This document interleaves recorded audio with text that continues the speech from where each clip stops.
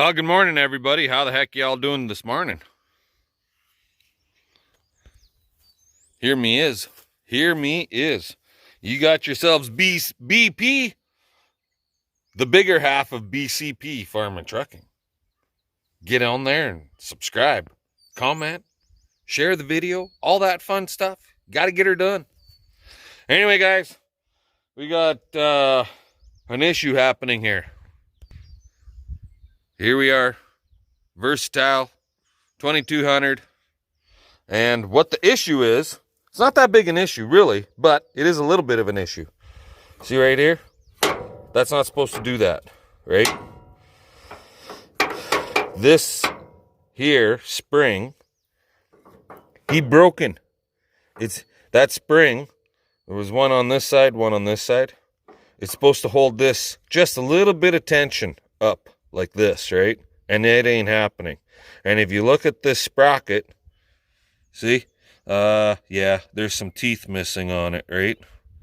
Not in the greatest of conditions by any means. So, we're going to get him pulled off. We got to run to the city and pick up our joiner links for the chain that goes on here. It goes right down to the packer. There's another gear on the packer down there. This is just an idler.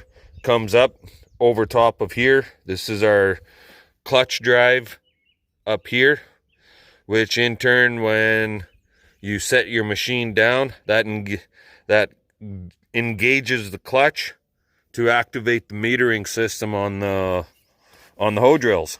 So we got to get him off, and since we're running town, we might as well replace that friggin' sprocket. Yahoo, yahoo, yahoo. Let's get him off and we'll bring you guys back later. Alrighty, guys. Yep, Mazer Groups, we're leaving. We buy all our drinking water.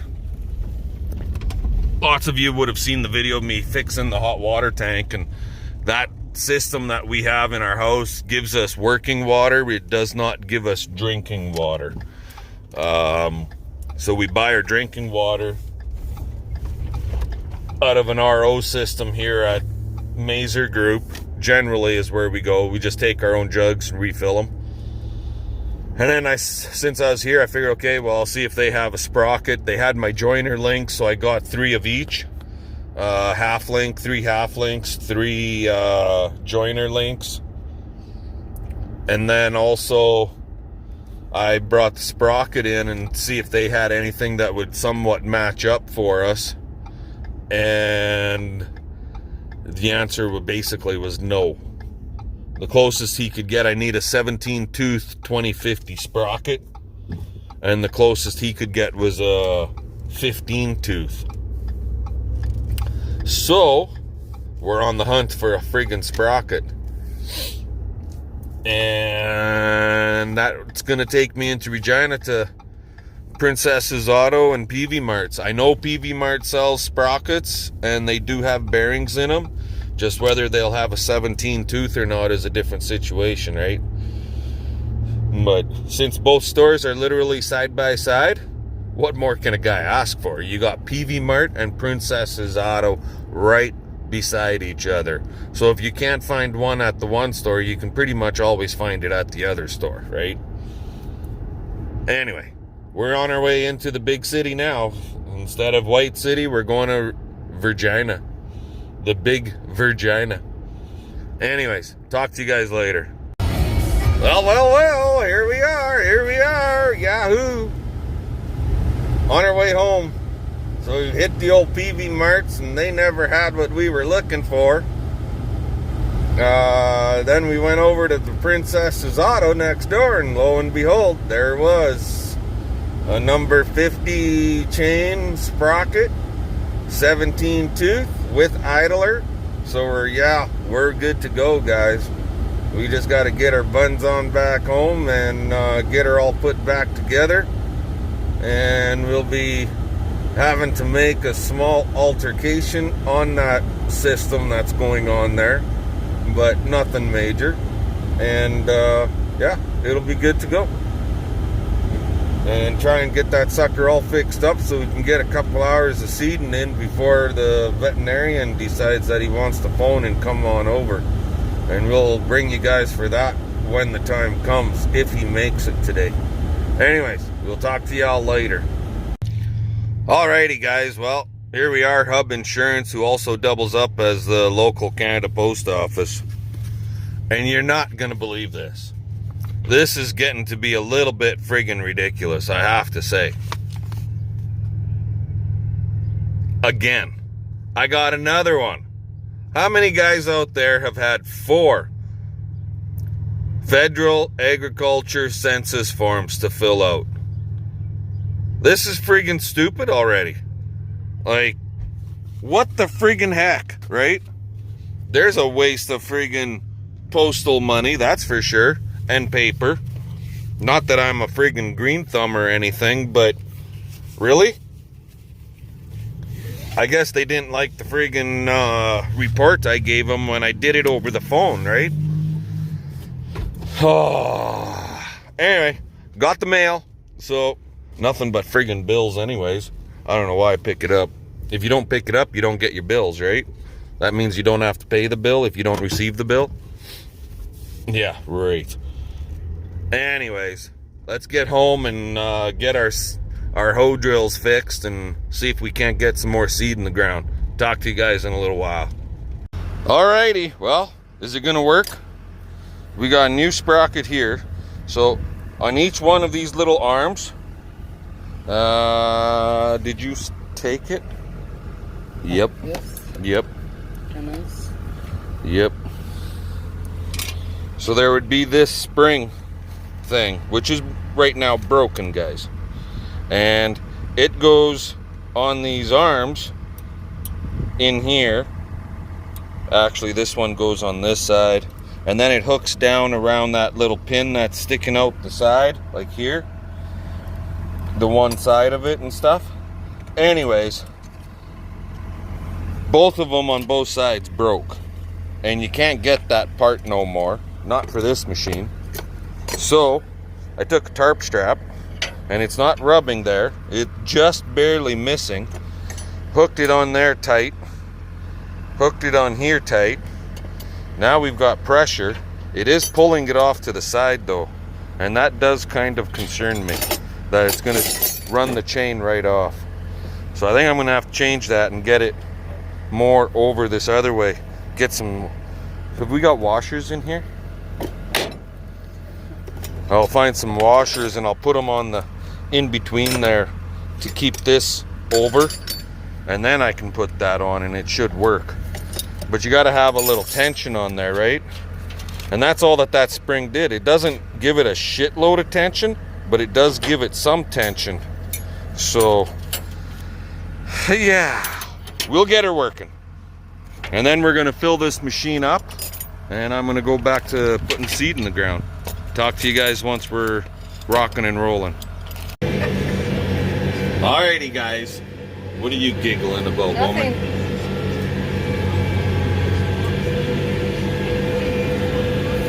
We're rocking and rolling. There it is. It's working for now. That's what she said. That's what she said. That's what she says. That's what I said, for now. Where's that water? Down on the floor down there. But we'll see how long this thing is going to work for. Like I said, we did buy a parts machine, and I just never got a chance to get it home yet. That'll be coming up here in the near future. I just get finished this season with this the way it is, and then we'll have to do some work on it and go from there, right? What the heck is that? I don't know, it's a weed. It's another goddamn weed. This whole field is covered in weeds. What do we got out here? We got quackgrass, we got dandelion, we got thistle, we got wild oats. What else we got out here? We got wild mustard. Not a lot, but a little bit. Alfalfa is not considered a weed to us. There's some old alfalfa still trying to come through. Yeah, we got a little bit of everything out here, guys. You name her, we got her. Anyway, we're gonna keep on trucking, keep on seeing, and get as much in as we can. Talk to you guys later. Alrighty, guys, well, we just filled up again. What is this, the third time now? Because I filled once yesterday by myself. This might be. Yeah, but we weren't empty. True. So this would basically be our third fill. We still got a lot of field to do, probably close to 80 acres yet, but we got a phone call. We got to stop, run home, and sort some animals apparently, or a animal, and deal with that first. So that's what we're doing. Drive, baby, drive. You driving? She's driving. Hang on, guys. She's got water puddles and everything she's gonna drive through. She's just gonna be a maniac, off-roading. Got it in 4x4. I don't. This is my truck. I don't need 4x4. It's your truck that needs Oh, really? on grass. Oh, listen to her talk now. Which we get stuck. Exactly. If you want to talk the talk, you better be prepared to walk the walk, babe. Alrighty, guys, we'll bring you back a little bit later. Quickly. Alrighty, guys, well, we had this guy. I don't know if you see it here. It's drained out now. Had our vet come out, check him over, lanced him, check him over good.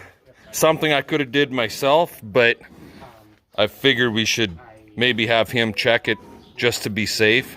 We got a good drain hole so it can continue to drain, and he's done already. Push, boy. Push. Push. Hey, you. Hey, buddy. There. There you go. Okay, just leave and we'll go look at Tucker. Yeah. There. Alrighty. Okay, we're gonna check on a pony of ours and we'll bring you guys back up. Alrighty, guys. Well, yeah, she's one of them days. Bouncing all over the place, seeding, treating cattle, checking on horses, back and forth, back and forth. So, we're back out here now. So here's a question for all of you. Leave your answers or your thoughts in the comments, guys. Am I wasting my time by putting the oats out here? Like, do you think it'll even grow with all this quack grass and weed and stuff that's coming on so strong? Or are my thoughts of, if we get some more moisture and the oats growing and cutting it as a quack grass, oats, clover mix, a good idea for a feed source? You guys tell me what you think. I really don't know if this is the right thing to be doing. Like, believe me, I'm questioning, I'm double guessing myself here. Like, am I wasting my time and my money putting oat seed into something that's not gonna happen? You know what I mean? So, like, nobody wants to be reseeding clover by any means, but what do? There's no water out here. I could run the cows over here, I guess, but we'd have to put a fence up, and then I have to haul them water. And a full quarter of this stuff will probably sustain my cows for quite a while, believe it or not, especially if I crisscross fenced it 2 times. So basically made it into four parcels and rotational grazed it.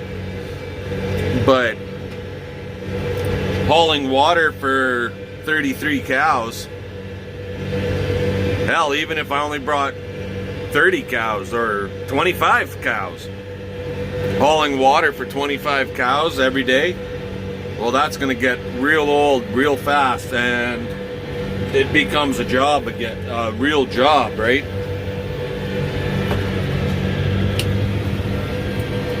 So yeah, not really interested in doing that. Plus, if the oats does grow,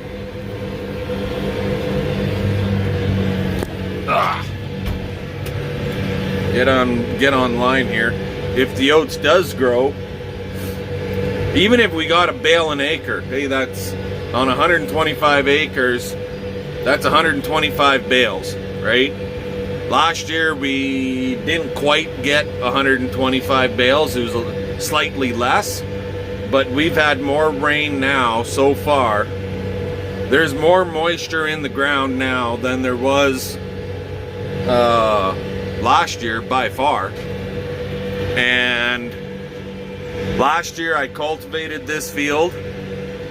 I disked it 2 times, in some areas 3 times, and then we seeded it. We really pulverized the ground and dried it out a lot. This year we're not doing that. We're just putting the seed in the ground, crossing our fingers, and going for broke, so to speak, right?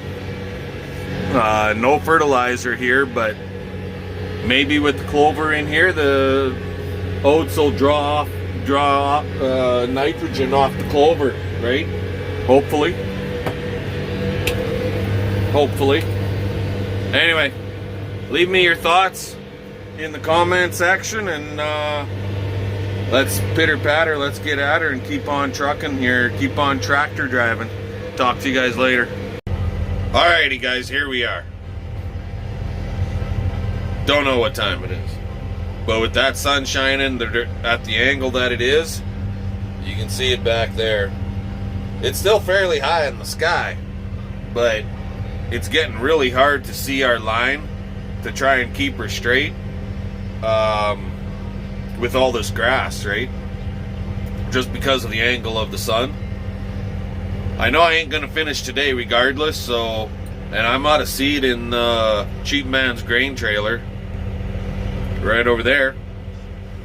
So, and we're almost empty on fuel. We got a quarter of a tank, but I still ain't gonna finish. So I'm gonna call her quits for tonight. We're to get that truck and trailer home, and we'll get it filled up with some more seed.